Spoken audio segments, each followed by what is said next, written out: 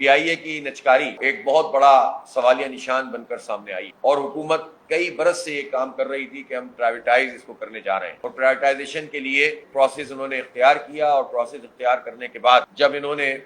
اس کی بٹ کی ہے تو پہلے تو 5-6 لوگ اس میں شامل ہوئے لیکن پھر بعد میں سب وڈرا کر گئے اور ایک پارٹی رہ گئی جس نے 10 ارب روپے لگائے۔ آپ اندازہ لگائیے کہ وہ پی آئی اے جس کی ابھی ان حالات میں بھی جو ورت بنتی ہے وہ اس کے اثاثہ جات ہی 152 ارب روپے کے ہیں، رائلٹی کی مد میں 202 ارب روپے اور اسی طرح ریسیویبل جو ہے اس کے 16 سے 17 ارب روپے ہیں، 7100 ملازمین اور 2400 ڈیلی ویجز کے ملازمین، اتنا بڑا ادارہ اور اس ادارے کو اس کی بٹ کی گئی ہے تو 10 ارب روپے کی آخری قیمت آخری اور پہلی قیمت لگی ہے، جس سے آپ اندازہ کر سکتے ہیں کہ اس حکمران طبقے نے کیا عالم کیا ہے۔ افسوس کی بات یہ ہے کہ وہ حکمران 40-50 سال سے برسر اقتدار ہیں اور جنہوں نے پی آئی اے کو تباہ کیا، جنہوں نے اسٹیل مل کو تباہ کیا، جنہوں نے پاکستان کے قومی اداروں کو تباہ کیا، وہی بڑے میاں صاحب اپنی صاحبزادی سے فرماتے ہیں کہ پنجاب کے تحت پی آئی اے کو آپ لے لیجئے اور ہم اس کو پنجاب کے تحت چلائیں گے۔ میاں نواز شریف صاحب کی یہ بات اور جو مریم اورنگزیب صاحبہ نے اور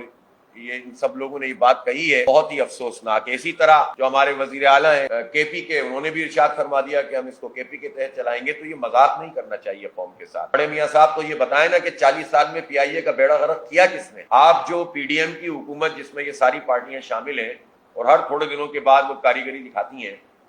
انہی لوگوں کی تو حکومت رہی ہے اتنے عرصے میں اور ان لوگوں نے ان اداروں کو تباہ و برباد کر کے رکھ دیا ہے۔ وہ پاکستان کا ادارہ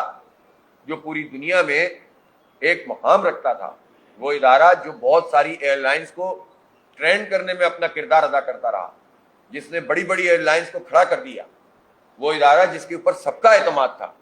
اس ادارے کی تباہی میں میاں نواز شریف کا کیا ہاتھ نہیں ہے؟ ان کی حکومتیں شامل نہیں رہیں؟ پیپلز پارٹی زرداری صاحب اور ان کی حکومتوں کا ہاتھ نہیں ہے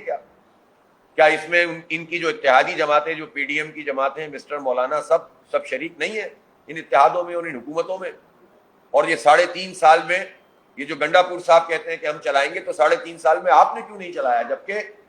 جبکہ اس وقت پی ٹی آئی یہ بات کہتی تھی کہ ہم پاکستان اسٹیل کو بھی چلا کے دکھائیں گے اور سارے اداروں کو چلا کے دکھائیں گے، تو آپ نے کیا اقدامات کیے؟ تو اس لیے یہ جماعتیں جو اب اس وقت یہ سیاست بازی کر رہی ہیں اور اس طرح کی باتیں کرتے ہیں، یہ تو جواب دہ ہے اس بات کے کہ انہوں نے قومی اداروں کو تباہ کیا ہے۔ اور یہ جو پورا پرائیویٹائزیشن کا عمل ہے، اس پورے عمل میں یہ سوال پیدا ہوتا ہے کہ جب یہ لوگ یہ کہتے ہیں کہ اسٹیٹ اونڈ انٹرپرائزز یہ ہمارے اوپر بوجھ ہیں اور ان پر ہمیں اتنے 100 ارب روپے دینے پڑتے ہیں، تو یہ بتائیں کہ اس بوجھ کو کس نے ہمارے اوپر لادا ہے؟ یہ 2008 میں پاکستان اسٹیل ایک پروفیٹیبل ادارہ تھا، تو 2008 کے بعد یہ خسارے میں کیوں گیا؟ میاں نواز شریف بتائیں انہوں نے پاکستان اسٹیل کی گیس بند کیوں کی تھی؟ اگر وہ گیس ملتی رہتی پاکستان اسٹیل کو اور کرپشن نہ ہو رہی ہوتی، اس وقت لوٹ مار نہ ہو رہی ہوتی پاکستان پیپلز پارٹی اور نون لیگ کے دور میں، تو یہ ادارہ تو پروفٹ دینے والا، یہ سوال ہی پیدا نہیں ہوتا تھا کہ اس کو جو ہے وہ آپ بیچیں۔ اور اگر ملازمین بھی جعلی طریقے سے بھرتی ہوئے تو اس کی ذمہ داری کس کی ہے؟ اور جو صحیح ملازمین ہیں ان کا کیا قصور ہے؟ تو یہ جو پورا کا پورا عمل ہے، یہ پاکستان کو تباہ کرنے کا کہ ریسپانسبل ہیں یہ سارے لوگ۔ بڑے بڑے ایم ڈی آپ کو نظر آتے ہیں جس میں فوجی ایم ڈی بھی لگائے جاتے تھے، چاہے وہ اسٹیل مل ہو، چاہے وہ جو ہے وہ پی آئی اے ہو، چاہے وہ اور اس طرح کے ادارے ہوں۔ تو یہ جو اندھی پرائیویٹائزیشن کا عمل ہے، اس سے پہلے اس بات کی جواب دہی اس پورے حکمران طبقے پر عائد ہوتی ہے کہ جس طبقے نے پاکستان کے ان قومی اداروں کو برباد کیا ہے۔ پہلے ان کو فکس کرو، ان کو سزائیں تو دو، تبھی تو پتہ چلے گا کہ اس کی کتنی بولی لگنی چاہیے۔ تو اس لیے بہت دکھ کا مقام ہے پاکستان کے لیے، پاکستان کی قوم کے لیے کہ ہمارے اتنے بہترین اداروں کے ساتھ یہ سلوک کر رہے ہیں۔ اب یہ مزید کسی اور دھندے میں پڑ کے بولیاں لگانے کا یہ جو عمل شروع کرنا چاہتے ہیں، میں سمجھتا ہوں کہ یہ طریقہ کار درست نہیں ہے۔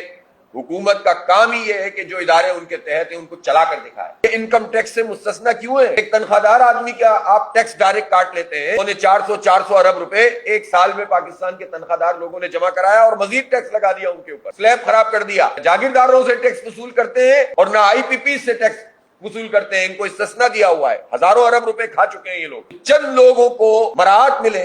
اور پھر کہیں کہ قومی اداروں کو فروغ کر دو، قومی اداروں کو چلانا ذمہ داری ہے حکومت کی۔ اور ان کو چلائیں، اور جو کرپشن ہے اس کو ختم کریں، اور جو اس نے کرپشن کی ہے وہ منظر عام پر آئے تو آپ سے آپ تمام چیزیں ٹھیک ہو جائیں۔